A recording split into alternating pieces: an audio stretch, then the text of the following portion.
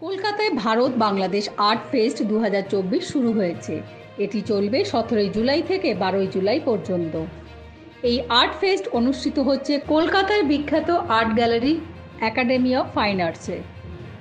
Bharat Bangladesh art fest Kolkata 2024 উদ্বোধনী মঞ্চে উপস্থিত ছিলেন বাংলাদেশের বীর মুক্তিযোদ্ধা ডক্টর মনোরঞ্জন ঘোষাল, শিল্পী ও শিল্পকলার কিউরেটর অধ্যাপিকা সুফিয়া বেগম, চিত্র পরিচালক কমলেশ দাশগুপ্ত। আর্ট ফেস্ট কলকাতা 2024-এর উদ্বোধন অনুষ্ঠানে সভাপতিত্ব করেন বিশিষ্ট শিল্পী ও শান্তিনিকেতন কলাভবনের প্রাক্তন অধ্যক্ষ ডক্টর জনক ঝঙ্কার নার্জারি। বিশিষ্ট মানুষজনকে উত্তরীয় পরিয়ে সম্মাননা প্রদান করা হয়। দুই বাংলার বিশিষ্ট শিল্পীরা এই অনুষ্ঠানে অংশগ্রহণ করেন। এ বিষয়ে জানালেন বাংলাদেশের আর্টিস্ট গ্রুপের সভাপতি জনাব সাইফুল ইসলাম। বাংলাদেশ এবং ভারত সীমানা থাকলেও বাংলাদেশ এবং ভারতের বন্ধুত্ব দীর্ঘ সময় ধরে একটা ইতিহাসের প্রেক্ষাপটেই সম্পর্ক তৈরি হয়ে আসছে। তো দুই দেশের কৃষ্টি কালচারও প্রায় কাছাকাছি। পশ্চিমবঙ্গের সাথে বাংলাদেশের সরাসরি সংস্কৃতির একটা সরাসরি মিলবন্ধন রয়েছে। তো সে সুবাদে এই দেশের মানুষ, ভারতের মানুষ, বাংলাদেশের মানুষ, আমরা একে অপরকে আত্মীয়র মতোই জানি। আমাদের সমস্ত কাজকর্মের মধ্যে থাকে। শিল্পীরাও তার বাইরের অংশ নয়।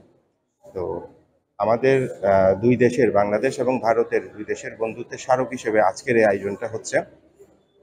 এখানে মূলত শতাধিক 117 জন শিল্পী এই এক্সিবিশনে অংশগ্রহণ করেছে। ভারত এবং বাংলাদেশ দুই দেশ থেকে মিলে অনেক স্বনামধন্য, দুই দেশের স্বনামধন্য শিল্পীরা এখানে রয়েছেন।